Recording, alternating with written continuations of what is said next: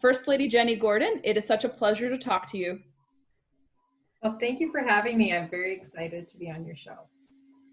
You're welcome. Absolutely. Could you first explain your background and how you developed an interest in hunting? Was there a catalyst moment? Someone in your family influence you? How did you get an interest in hunting? Well, my dad always hunted, but he always took my brothers, and he taught us how to shoot when we were girls. I have 6 sisters, so we wanted to make sure we all knew how to shoot, but we never really hunted with them. And about 8 years ago, the Wyoming ladies Antelope Hunt started in Ucross, Wyoming, and I was asked to be on a team, and I just jumped at the chance because I had always, enjoyed going out with them, but never had harvested. And of course, 8 years later, I've hunted every year and enjoyed it. That's awesome. How many years have you been hunting now for? This will be the 8th year when we go out this year. I do it every fall now. Wonderful. That is awesome to hear. Now, I want you to talk about the Wyoming Hunter Initiative, which I believe you launched last year, and how you're teaming with Wyoming's Game and Fish Commission to raffle off 2 separate once-in-a-lifetime commissioner tags to support the program Food from the Field, which enables hunters to share their harvest with those in need of food. And the NSSF called it, quote, Wyoming's solution to hunger. And I believe you can talk more about how it's assisting 70,000 Wyoming residents. But could you share more about this and what the goal of it is and why you're so passionate about it? Sure. So I grew up in a really large family with 9 brothers and sisters, and we always had enough to eat, but it was just enough. But both of my parents grew up in abject poverty, and so they always taught us to be grateful for what we had, to never waste anything, and always share with others if we had extra. And so that's always kind of been in the back of my mind, although I didn't realize we didn't have, or that we had food insecurity in Wyoming until about 5 years ago, when I was running into a friend at a grocery store who had 2 carts full of cereal and fruits, and she was packing backpacks for kids to get over through the weekend because most of their meals were in school and they didn't have a lot at home. And so I was really surprised. And as my husband and I started campaigning when he was running for governor, and we traveled around the state, we were hearing more and more that there were these Friday food bags and other organizations that were trying to help feed kids. And so when we were fortunate enough to get into office, I knew that my initiative would be around childhood hunger in Wyoming. And then just rolling in my love of hunting and being able to use that harvest that we're all so grateful to have to help feed others just seemed like a natural fit. That's incredible. And it's customary for First Ladies to have singular projects like this, and you said that this was your focus? Yes, I've been working on hunger in Wyoming, specifically childhood hunger, but what I've noticed about hunger is as you start peeling back each layer, it's like an onion. You find a hungry family, there's also hungry seniors, so there's just a lot of work to unravel. Why do you believe game meat is a good source of protein, especially to those in the homeless community, and why specifically that compared to, let's say, conventional food? Well, I think, protein is so important. And of course, out here in Wyoming, we do have an abundance of those natural resources. And of course, it's very clean. They aren't adulterated. And so it just seemed like a perfect fit for those who really needed that protein for their immune systems and just to have health, growth for healthy kids. I just think it's a perfect fit. Right, because across the country, there are a lot of programs like Field to Fork programs, Hunters for the Hungry, and it's kind of a growing enterprise, especially in the hunting industry, and I would say the food world as well. A lot of people are kind of taking an interest in wild game, especially in these recent months, because people realize meat shortages and other limitations to protein are kind of inhibiting from keeping with traditional meat sources. So they're looking for different ways to do that. Have you noticed a surge, or has your husband's administration noticed a surge, especially through the Wildlife Agency, in hunting licenses as a result? Do you see kind of trends towards that? Well, at this point, I know the licenses are just where they usually are, which is usually high in Wyoming. And with the pandemic and people not traveling, we really thought that the numbers would go lower. The Game and Fish Department did. And so they have happily reported that the number of licenses is about where they usually are. So we anticipate a regular, good hunting season. That's really good. I've seen almost universally, I can't say every state, but in some of the initial figures I've seen a lot more hunting license surges, especially with fishing. I think because fishing has fewer barriers to entry, it's a little easier for people. But you do see a surge in hunting licenses as well. And that's really encouraging that Wyoming has that. Yes, we're very excited. And one thing that the Wyoming Food Bank of the Rockies, who is our food bank here in the state, said that they did reach out to all their partners, which is about 160 food pantries, and said, we're doing this program, and do you think you would like to opt out because it's going to be game meat? And they actually everyone wanted more of it. Wow, that's really good. That's super receptive. Yeah, that's very incredible to hear. Yeah, because I think some people think the process of hunting is unethical. So to hear that a food bank is largely receptive to that's really encouraging. Yeah, and I think sometimes people just aren't sure how to cook it if they haven't actually had the product before. And so we're making sure that we're doing ground meat for all of it, just because it's something that most people are familiar with. And what particular game has been well received? Is it elk? Is it mule deer? Is there anything in particular that people really like to try and have through the program so far? Sure. Yeah. Here in Wyoming, we have it all, which is wonderful. I think a lot of folks do really love elk just because, I think it's a bigger animal. So there is going to be more harvest off of it. And then they can split if they don't want to do a full elk. But, of course, mule deer out here is what a lot of people come for. So. Right. Yeah. You guys have a great landscape for hunting. I have a lot of friends, and actually this next question I think you're going to really enjoy a lot is was asked to me by a friend. I don't know if you know Mia Anstein at all, but she told me about Wyoming Women's Foundation, and I've seen some women friends of mine from Wyoming talk at large about this, and they talk about, and I think you are involved with this foundation and how it promotes the Wyoming Women's Antelope Hunt. So talk about that foundation, that program, and this hunt, if you can speak to it. Yes, I can. It actually is a wonderful program. It's all about self-sufficiency for women. And I think that's so important to be able to take care of yourself and your family, especially if you're in a situation maybe where your funds are short during this time. And what the hunt does, it is a wonderful weekend. They pair mentor hunters with novice hunters. And it's all about really the camaraderie and working together to have a successful hunt. And what I loved about it, the first year I went, is I hadn't hunted before. And the gal I hunted with, who I was paired with, just made sure that I was comfortable. She let me get the first shot so that I, could harvest and feel good about myself. And so it really is just all about working together and self-sufficiency for women. And how long has the hunt been going on now? This is the 8th year. So I've done all every year.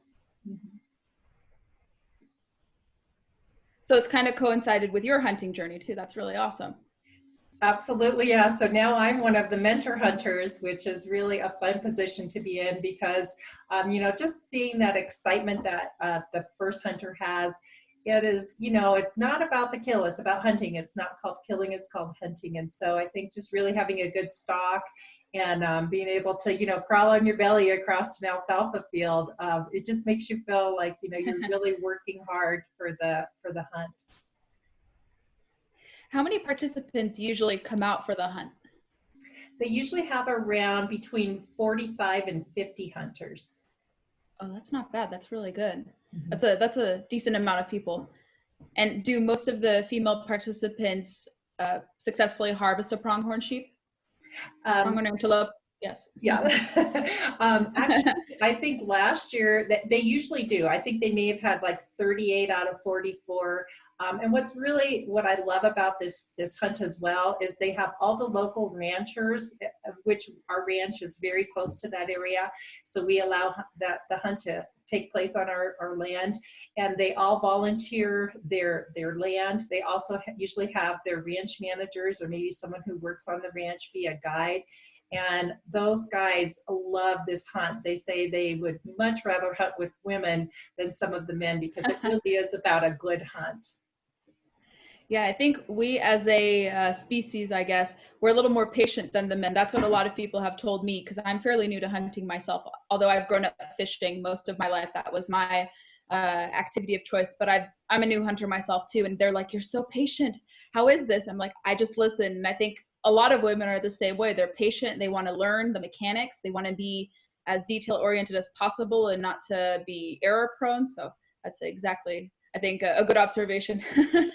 Yes, and it's all about the shortest shot, really, and having a good stock. So there are no points associated with a long shot. It's really about making sure that you have an ethical kill, and that you know you're there really doing a good stock on the antelope.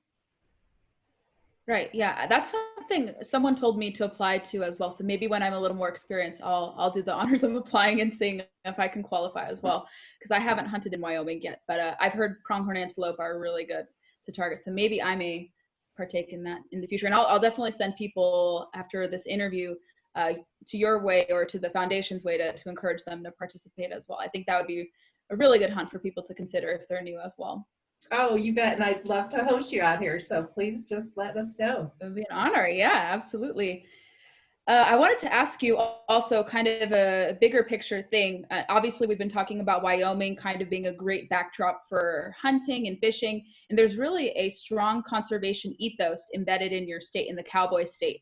And why do you think that is? Is it largely because of policies that your husband and his predecessors have put into place? Could other states model Wyoming better, you think? And what recently has your husband done for promoting the hunting and fishing heritage? Well, I definitely think that Wyoming is very fortunate because we do have a very low population. There's a lot of ranching, and you know, ranchers are some of the first environmentalists, you would say, or you know, people who really stewards of the land, I guess is a better way to say it.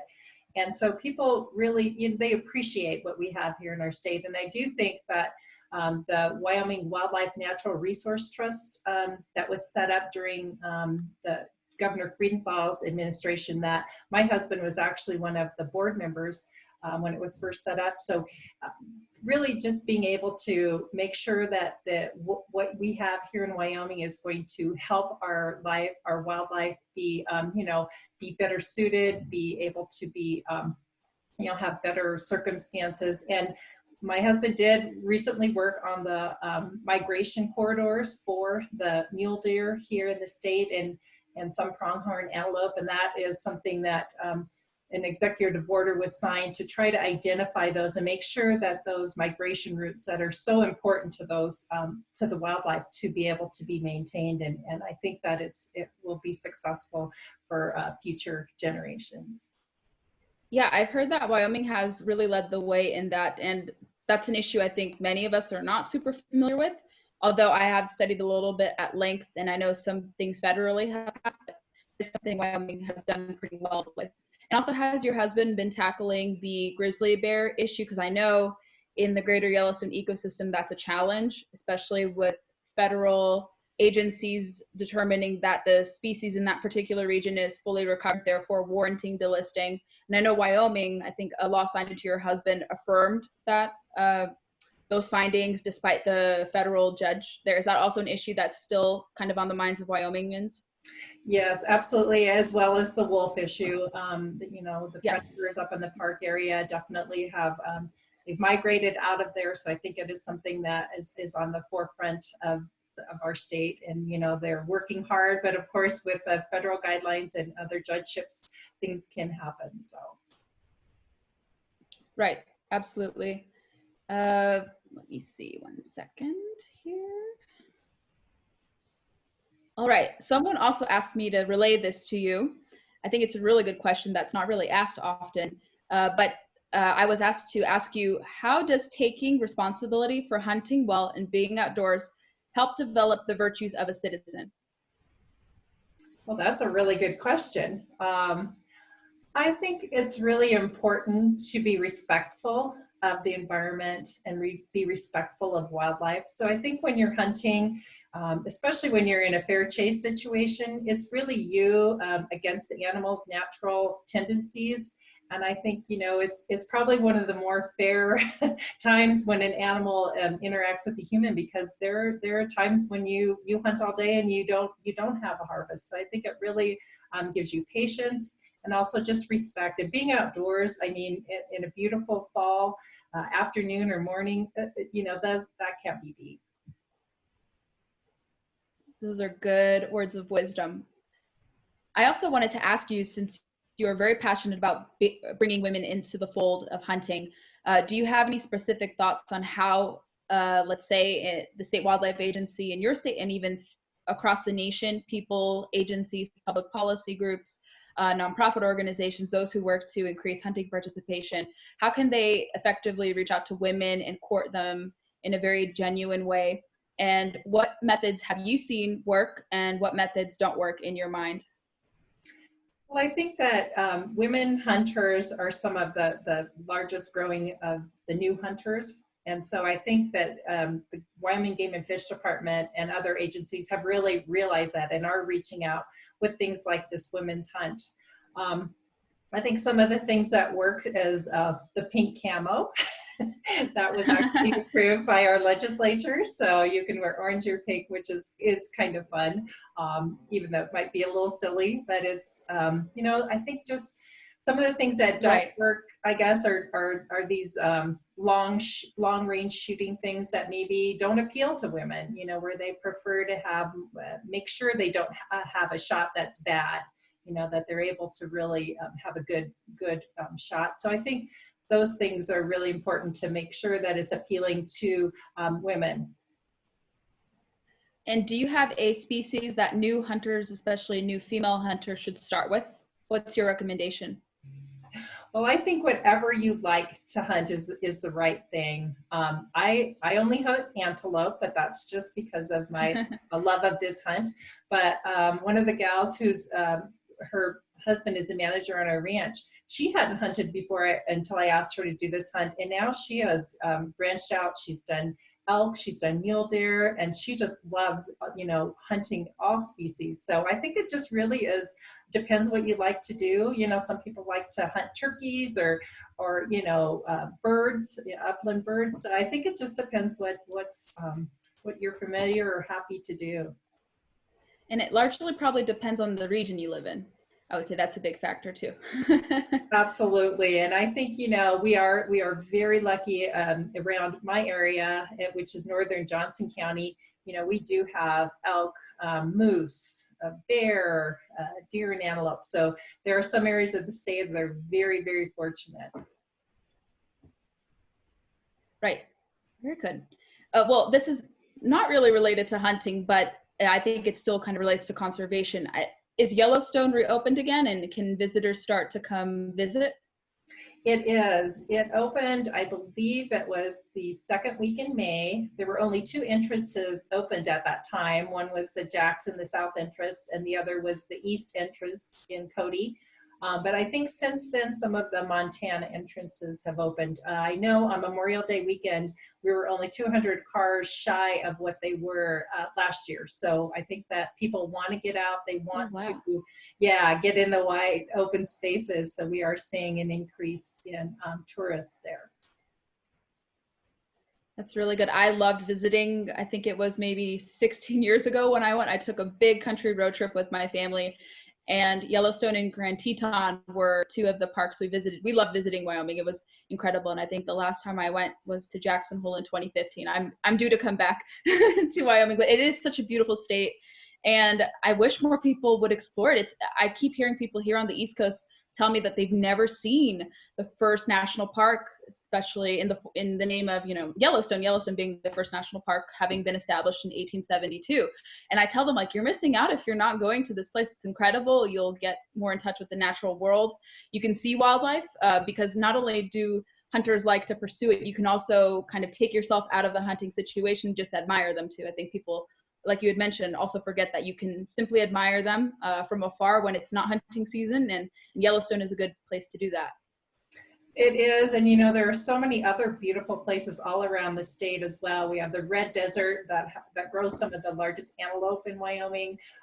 You have up by Devil's Tower where they do a big turkey hunt. There's a two-shot goose hunt down by Torrington. So there really is all over the state some wonderful hunting and fishing opportunities. Have you done much of fishing? And can you recommend good bodies of water that visitors, whether they're not necessarily in the region or those coming from the East Coast or further, what would you recommend in terms of fishing spots? Well, I'm not gonna lie, I'm a terrible fisherman, and oh, if I catch it, I'm gonna eat it. Hey, nothing wrong with put and take. Yeah, I'm not a catch and release person, but you know, I have actually fished in the park. We did a pack trip through the thoroughfare. There's some beautiful waters there. You know, a lot of people like to fish the Bighorn, which is up in eastern Wyoming. And of course, we have the Miracle Mile down by Casper, Wyoming, which is the North Platte. So there are some really, and Saratoga area as well. There's some beautiful, beautiful fishing. Yeah, I think I did fish somewhere off the Snake River. I forget where, and I was 13 at the time, so it's been a while since I fished there. But no, Wyoming does have both wonderful resources and access points to go hunting and fishing. Is there anything that you would like to add that we didn't cover through the interview? I would love for my listeners and for viewers, but for the video portion, to kind of maybe learn some more from you. What else do you want to add? Well, I just, you know, want to reiterate about the commissioner's tags, because we're going to use the funds from that to help pay for the processing for the meat that's donated through the Food from the Field project. So if you want to get on, it's nohungerwyo.org. And if you click on the programs tab, you'll see Food from the Field, and you can put in for the raffle for the commissioner's tag. And we're really excited about that. That'll be picked on June 12th. And I think the other thing I would just add is that, you know, I think during this time we all realize how fleeting things can be with what's been going on in our world. And, you know, one day you might have a job, the next day you don't. And just to understand that being able to provide and to help your neighbors is so important. So I think that this is a real opportunity for people who are fortunate to step up and help those who maybe are in a tough time now, because I know they can pay it forward in the future. Excellent. Wonderful. First Lady Jennie Gordon, it's been such a pleasure to chat with you. I wish you success in this. I hope you can send me some of the results and some of the key findings from your initiative in the future. And I hope we can connect sometime in the flesh, in person at some point. I would love to make your acquaintance. Well, that would be great. And don't forget, you can just come out for the Ladies Antelope Hunt. We'll make sure that you have a spot. Wonderful. Thank you again for coming on. All right. Thank you.